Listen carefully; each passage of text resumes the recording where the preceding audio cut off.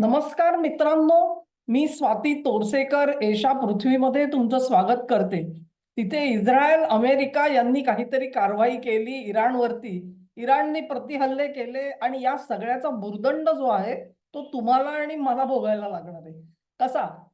Straight of हॉर्मुझ ज्याला म्हणतात, म्हणजे आखाती समुद्रामधली एक छोटीशी चिंचोळी वाट, ज्या वाटेमधून जगाची वाहतूक, तेल वाहतूक आणि उरलेला माल वाहतूक सुद्धा होत असते. ह्या आखातामधून जवळजवळ संपूर्ण जगाला जितके काही तेल लागतं किंवा नैसर्गिक वायू लागतो, त्याच्या 20% वाहतूक ह्या एका छोट्याशा समुद्रातून होत असते. त्याची रुंदी ही साधारणपणे 30-33 किलोमीटर धरली तरी त्याच्यामधला केवळ 4 ते 5 किलोमीटरचा मार्ग असा आहे की ज्याच्यातून मोठी जहाजं वाहतूक करू शकतात. आणि त्यातले सुद्धा 2 अर्धे होतात, कारण अर्धे येणाऱ्यांसाठी, अर्धे जाणाऱ्यांसाठी. अशा पद्धतीने ही वाहतूक जी आहे ती तिकडे नियंत्रित होत असते. तिची नाकेबंदी करण्याचा निर्णय जेव्हा इराणने घेतला, त्याच्यानंतर परिस्थिती कशी झपाट्याने बदलली बघा. तसं बघितलं तुम्ही तर निर्णय नुसता जाहीर झालेला आहे, प्रत्यक्षामध्ये तिकडे नाकेबंदी करायला कोणीही नाही. पण ज्या पद्धतीने युद्धाची जय्यत तयारी केली गेलेली आहे, ती तयारी बघता एक लक्षात घ्या, भांडवल असतं ना, ते अतिशय लाजाळू असतं. आपला कुठे तोटा होणार हे बघितलं की ते ताबडतोब मागे 4 पावलं येतं. त्या धोक्यापासून दूर राहायला प्रयत्न करतं. कारण एकदा तुम्ही भांडवल गमावलंत, की ते परत मिळवण्यासाठी भगीरथ प्रयत्न करावे लागतात. आणि म्हणून आजच्या घडीला स्ट्रेट ऑफ हॉर्मुझमध्ये कुठलीही लढाई चालू नाहीये. एकही तुम्ही उदाहरण असं देऊ शकणार नाही की तिथून येणाऱ्या जाणाऱ्या जहाजावरती हल्ले चढवले गेलेले आहेत. पण एक गोष्ट नक्की झालेली आहे की 27 फेब्रुवारी पर्यंत या चिंचोळ्या वाटेमधून 20 मिलियन बॅरल एवढं ऑइल त्याच्यामधून बाहेर पडलं. 20 बिलियन बॅरल एवढं तेल जर का त्या सामुद्रधुनीतून बाहेर पडलं असेल एका दिवसात, 27 फेब्रुवारीला, आज म्हणजे ताबडतोबीने एक दिवसामध्ये, हल्ला झाल्यापासून 48 तास व्हायच्या आधी तिथे आता जहाजांची वाहतूक तुम्हाला दिसेनाशी झालेली आहे. आणि त्याचं चित्र जे आहे ते चित्र अतिशय मी म्हणेन की भयावह आहे. त्याचं कारण असं की पहिली गोष्ट काय होते अशा वेळेला, जेव्हा संघर्ष सुरू होतो, त्या संघर्ष सुरू झाला की विमा कंपन्या ज्या आहेत त्या हात आवरता घेतात आणि त्या म्हणतात की अरे बापरे, इथे आता तुम्ही इथून जहाज नेणार, त्याच्यावर कधीही हल्ला होऊ शकेल.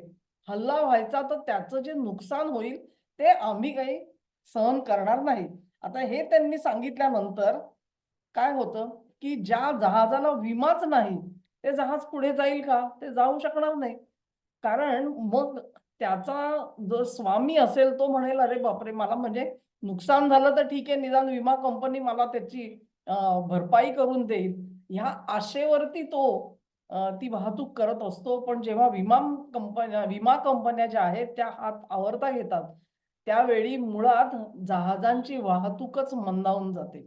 आजच्या घडीला स्ट्रेट ऑफ हॉर्मुझ मधून जी जहाजं येत आहेत त्याच्यावरती विमा कंपन्यांनी जो प्रीमियम त्या घेतात एरवी, तो 50% वाढवलेला आहे. हा प्रीमियम अधिक सुद्धा वाढू शकतो. आत्ताच्या घडीला एकही हल्ला त्या तिथे झालेला नाहीये, तरी देखील अवस्था ही आहे. काही विमान कंपन्यांनी तर इन्शुरन्स कव्हरेज द्यायचं पण आता नाकारलेलं आहे. इन्शुरन्स कव्हरेज ज्याला नाही, ती जहाजं तिथे जाऊ शकत नाहीत. कोणीही ती रिस्क घेऊ शकत नाही. म्हणजे जगामधली 20% तेल वाहतूक जी आहे ती आज पूर्णपणे थंडावलेली आहे. झालंय कसं? जहाज जी आहेत ती जागच्या जागी उभी करावी लागलेली आहेत. काहींना शक्य होतं त्यांनी वळून परत दुसरीकडे वळवलेली दिसतात.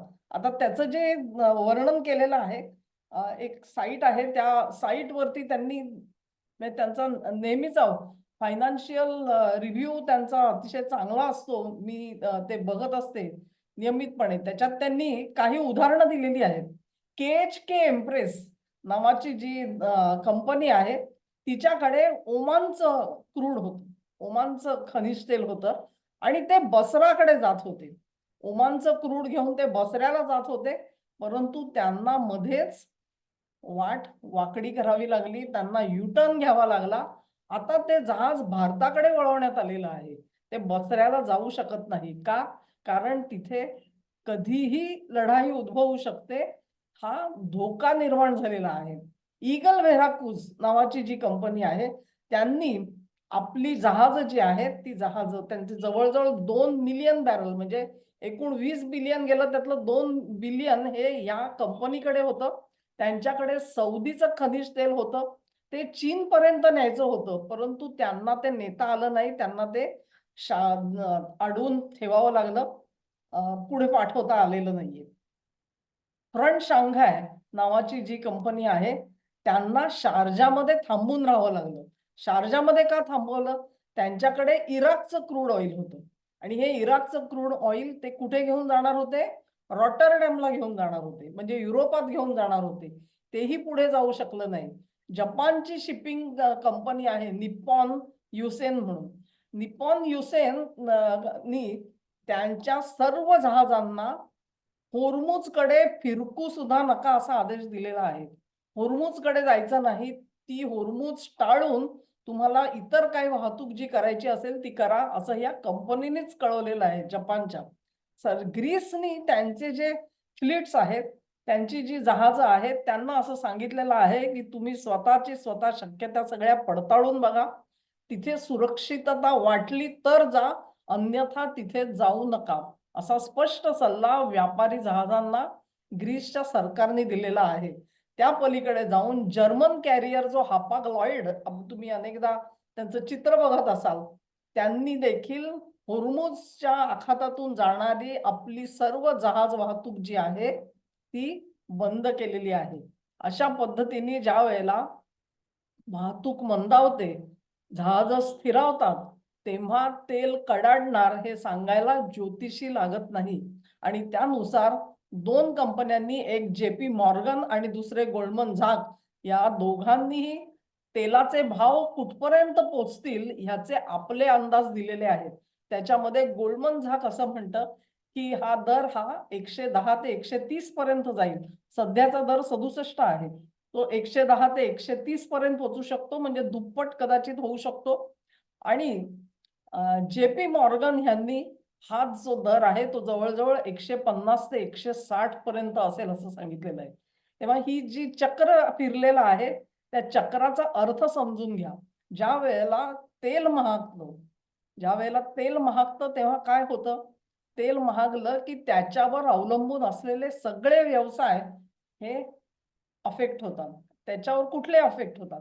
तर पहिली गोष्ट म्हणजे कुठल्याही प्रकारची वाहतूक जी आहे, म्हणजे तुम्हाला माल एका मुंबईहून दिल्लीला पाठवायचा आहे समजा. त्याच्यासाठी खर्च जास्त यायला लागेल कारण तेलाची किंमत वाढलेली असेल. तुम्हाला विमानाने प्रवास करायचा, तो प्रवास महागणार आहे. तुम्हाला जहाजाने प्रवास करायचा, तोही महागणार आहे. खनिज तेलाचं जे शुद्धीकरण होतं, त्याच्यामधून वेगवेगळी केमिकल्स मिळतात, रसायनं मिळतात. आणि या रसायनांवरती आधारित तुमच्या अनेक इंडस्ट्रीज चालतात. कारण ती जी सॉल्व्हंट्स मिळतात, ती सॉल्व्हंट्स अत्यंत क्रिटिकल असतात. त्या सॉल्व्हंट शिवाय इंडस्ट्रीज चालू शकत नाहीत. आणि ही जी सगळी सॉल्व्हंट्स ही बाय प्रॉडक्ट म्हणून मिळतात, ती सुद्धा आता महाग होऊ लागतील. कारण दर जर का दुप्पट झाले, तर तुम्ही काय कराल? म्हणजेच 2022 पासून जे युक्रेन संकटानंतर रशियाचं तेल घ्यायचं थांबवलं या लोकांनी, युरोपची अवस्था काय झाली आहे, तर युरोप कर्जबाजारी झालेला आहे.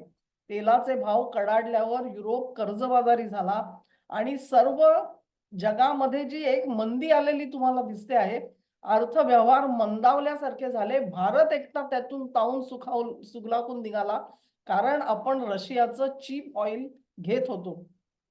आजपर्यंत मोदींनी आपलं रक्षण केलेलं आहे या संकटामधून. परंतु इराण हल्ला आणि त्याची ती कारवाई सगळी ही जर का चालू राहिली, तर मात्र महागड्या तेलाचे फटका जो आहे तो आपल्यापर्यंत आल्याशिवाय राहणार नाही.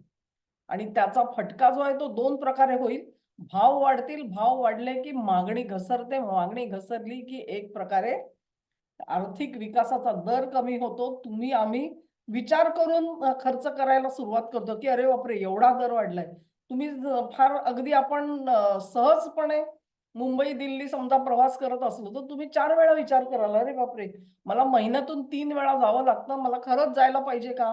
त्याच्याऐवजी एकदाच जाऊन चालणार नाही का? माझी बचत होईल.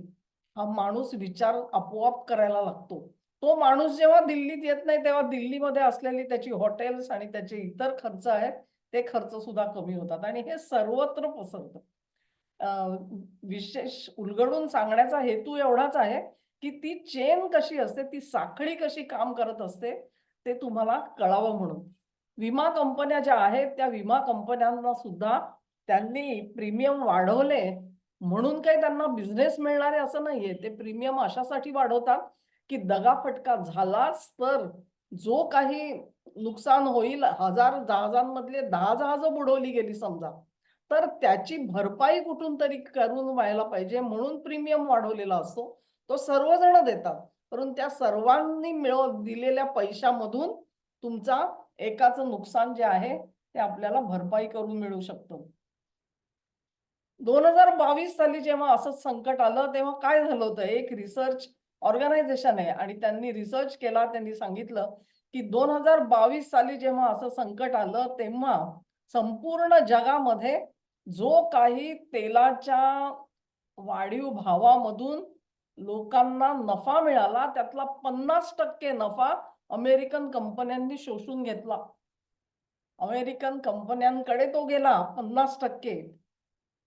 अर्धा पैसा तिकडे गेला आणि त्या अर्ध्या पैशामधला सुद्धा जास्तीत जास्त पैसा हा 1% इलाइट्स कडे गेला. म्हणजे तिथले जे श्रीमंत आहेत त्याच्यातला 50% श्रीमंतांनी काढला आणि 1% प्रॉफिट फक्त जे मी म्हणेन दरिद्री अमेरिकन जे आहेत म्हणजे सगळे खालच्या स्तरातले 50% अमेरिकनांच्या कपाळी फक्त 1% पोहोचला त्याच्यामधला. हे स्टॅटिस्टिक्स त्या कंपनीने शोधून काढलेलं आहे. तेव्हा अशा प्रकारे हे जे तेलाचे भाव कडकडणार आहेत, त्याचा इम्पॅक्ट कुठपर्यंत होईल बघा. आणि सामान्य अमेरिकनाला हा वाढीव दर द्यावा लागणार आहे. ट्रम्प आता म्हणतील, की मी आलो तेव्हा मी तेलाचे दर कमी केले होते. आता या संकटातून थोडे वाढले तर ते बायडेनचे होते तोपर्यंत जातील. म्हणजे काय फार मोठा फरक पडणार नाही. असं बोलून चालत नाही. त्यांचा मतदार जो आहे तो नाराज व्हायचा, तो नाराज होणार. पण त्याच जोडीला त्यांच्या बाजूनी उभ्या राहणाऱ्या सगळ्या ज्या ऑइल कंपन्या आहेत, त्यांना बक्कळ पैसा मिळवण्याची सुवर्ण संधी प्राप्त करून दिली गेली. जे संभाव्य आर्थिक भीषण परिणाम असतात त्याच्यामधला हा सर्वात मोठा भीषण परिणाम आहे. तुम्हाला आठवत असेल 1973 साली सर्व ओपेक कंट्रीज एकत्र आल्या. ऑइल प्रोड्युसिंग कंट्रीज ज्या होत्या, एक प्रोड्युसिंग अँड एक्सपोर्टिंग, त्या सर्वांनी मिळून तेलाचे भाव जबरदस्त वाढवलेले होते. त्यावेळेला श्रीमती इंदिरा गांधी पंतप्रधान होत्या आणि ती जी दरवाढ झाली त्याच्यामध्ये भारत भरडून निघाला. इतकं की बाईंच्या विरोधामध्ये, केंद्र सरकारच्या विरोधामध्ये जनतेमध्ये असंतोषाचं वातावरण तयार झालं. त्याच्यामध्ये त्यांचा थोडाफार हात होता, परंतु ही जागतिक परिस्थिती त्याला जास्त कारणीभूत होती. पण त्याचा कोणी विचार केला नाही. त्यातून उभं राहिलं ते संपूर्ण क्रांती, हे जयप्रकाश नारायण यांचं आंदोलन. तेव्हा 2022 पासून मोदींनी हा देश शांत ठेवण्याचा प्रयत्न केलेला आहे. आता जर का तेलाचे भाव वाढले तर पुन्हा एकदा डोक्यामध्ये आग ओकून घेऊ नका. राग तुमचा जो आहे तो शमवा. कारण ते जे भाव वाढलेले आहेत त्याला मोदी जबाबदार नाहीये. ही गोष्ट थंड डोक्याने त्याचा विचार करा, थंड चित्ताने विचार करा आणि मग तुमचा जो काही लोकक्षोभ आहे तो बाहेर येऊ द्या. परिणाम असतात, दुष्परिणाम असतात. त्याच्याबद्दल आपल्याला हे युद्ध आता किती चालेल हाच फक्त प्रश्न उरलेला आहे. तुम्ही म्हणाल, की ते सगळं जे तेल आहे त्याच्यासाठी दुसरे काही मार्ग नाहीत का? तर काही जणांनी सजेस्ट केलेलं आहे. सौदी अरेबिया आणि आणखी एक देश आहे. त्यांनी काही पाईपलाईन टाकलेल्या आहेत. त्या पाईपलाईन मधून 3 मिलियन बॅरल एवढं तेल वाहून नेलं जाऊ शकतं अन्य बंदरात आणि मग तिथून त्याची पुढे वाहतूक होऊ शकते.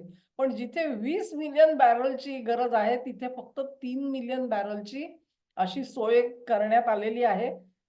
अर्थातच या पद्धतीने जो काही फटका असणार आहे त्याच्यावरती हे पूर्ण सोल्युशन नाही. तेव्हा लवकरात लवकर इराणचा जो क्रायसिस आहे तो सुटणं हा त्याच्यावरचा उपाय आहे. परंतु दोन्ही बाजू ज्या आहेत त्या आपापल्या भूमिकेवर अशा ठाम उभ्या आहेत की त्याच्यामध्ये लवकर काही घडेल याची शक्यता नाही.